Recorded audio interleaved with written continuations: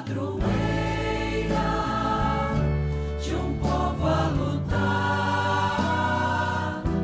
a gente mineira te quer exaltar,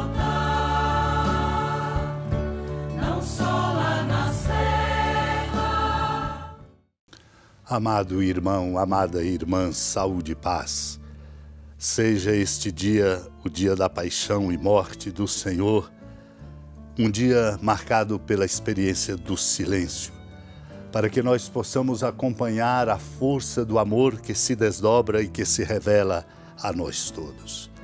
Por isso tomo dos sermões de São Bernardo, quando ele lembra aquela palavra do Senhor que ecoa em nosso coração e por isso acolhida nos dá força. Pai, perdoa-lhes, eles não sabem o que fazem. Tua palavra, Senhor, é irreversível e não volta a ti sem ter dado fruto, mas cumprirá sua missão, lembra São Bernardo. Contempla agora as obras do Senhor, os prodígios que fez sobre a terra, açoitado, coroado de espinhos, ferido pelos cravos, pregado na cruz e saturado de opróbrios. Apesar de todos esses sofrimentos, de nada se lembra. Apenas diz, perdoa-lhes. Vê como às misérias do corpo responde a misericórdia, aos sofrimentos a piedade, às gotas de sangue caídas em terra, o óleo da alegria. Grande é a misericórdia do Senhor, bem como grandes são seus sofrimentos. Os sofrimentos vencem a misericórdia ou a misericórdia os sofrimentos? Pergunta São Bernardo. Uma pergunta pertinente. Senhor, que triunfe tua eterna misericórdia, que tua sabedoria supere a maldade. É grande a iniquidade dos maus, mas não a ultrapassa, Senhor, tua bondade. Sim, em todos os aspectos, Deus é misericordioso. Como és rico em misericórdia e em perdão, como é grande, Senhor, tua bondade. Que o abismo entre teus pensamentos e os nossos é um abismo enorme. Que misericórdia inabalável demonstras até mesmo para com os ímpios. Por isso devemos dizer e reconhecer, ó admirável paradoxo. Jesus clama, perdoa-lhes e os judeus crucificam. Suas palavras são mais brandas que óleo, na verdade, porém, são punhais. O Senhor, com que torrente de delícias sacias os que têm sede de ti, derramando assim o óleo de tua misericórdia sobre os que te crucificam. Jesus tomou a cruz sobre si e saiu para o lugar chamado Calvário, em hebraico Gólgota. Ali o crucificaram com outros dois, um de cada lado e Jesus no meio.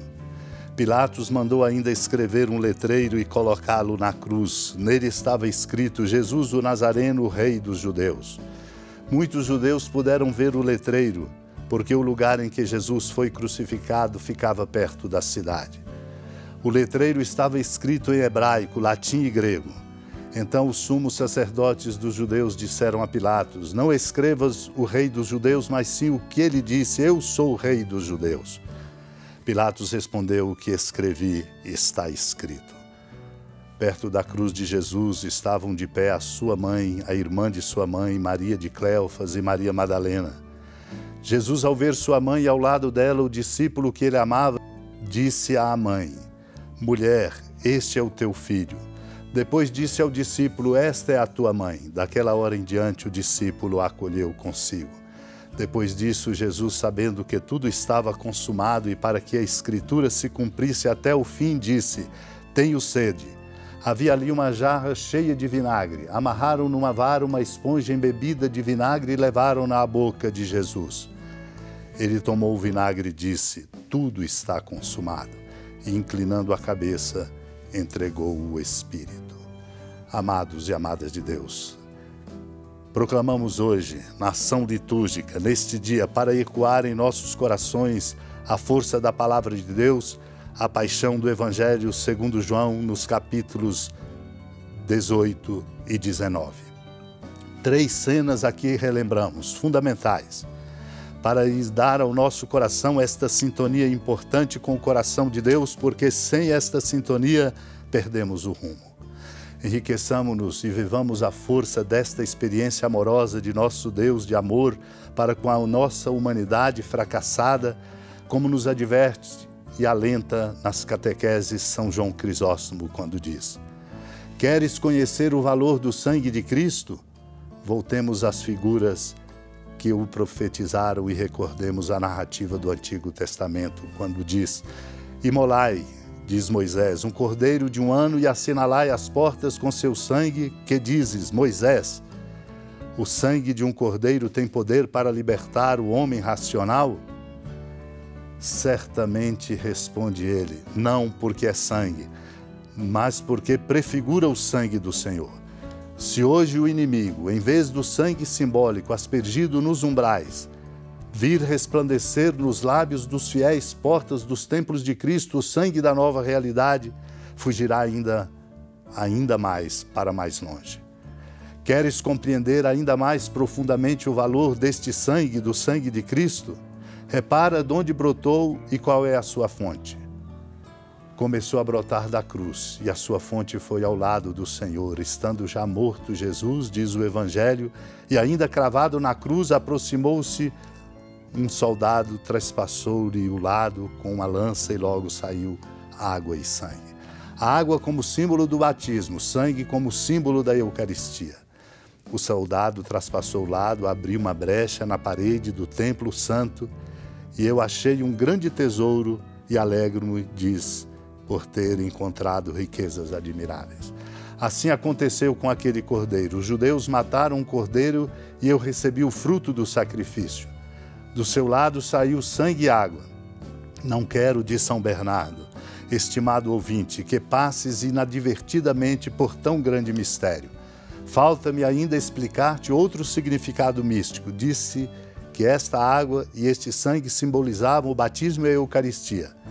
Foi destes sacramentos que nasceu a Igreja, pelo banho da regeneração e pela renovação do Espírito Santo, isto é, pelo sacramento do batismo e pela Eucaristia que brotaram do lado de Cristo. Foi do lado de Cristo, por conseguinte, que se formou a Igreja, a nossa Igreja, como foi do lado de Adão que Eva foi formada. Por esta razão, a Escritura, falando do primeiro homem, usa a expressão carne da minha carne, osso dos meus ossos, que São Paulo refere aludindo ao lado de Cristo. Pois assim como Deus, do lado de Adão, formou a mulher, assim Cristo, do seu lado, nos deu a água e o sangue para formar a Igreja.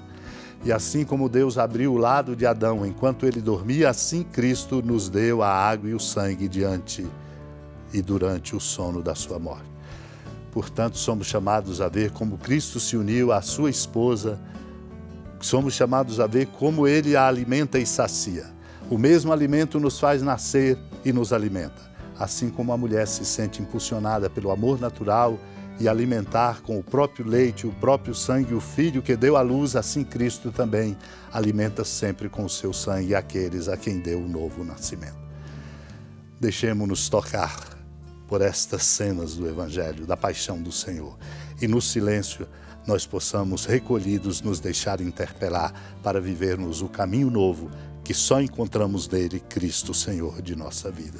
Supliquemos unidos a amada Mãe Maria ao pé da cruz como seus discípulos e discípulas. Supliquemos. Senhora da piedade, Mãe Virgem do Cristo Deus. Lembrai-vos, ó piedosíssima Virgem Maria, que nunca se ouviu dizer que alguém daqueles que, tendo recorrido à vossa proteção, implorado a vossa assistência e reclamado o vosso socorro, tenha sido por vós desamparado.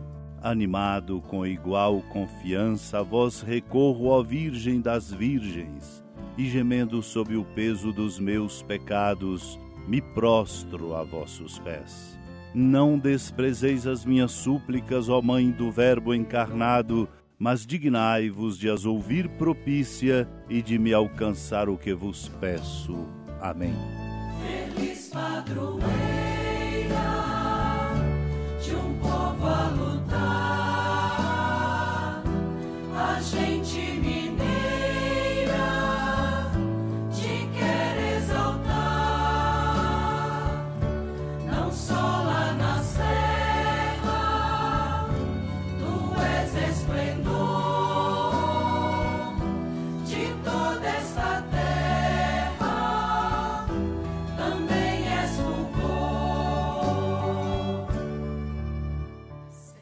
Amado irmão, amada irmã, com alegria, do Santuário Basílica da Padroeira do Estado de Minas Gerais, a Senhora da Piedade, que da sua casa de clemência e bondade nos acompanhe e nos abençoa do alto da serra.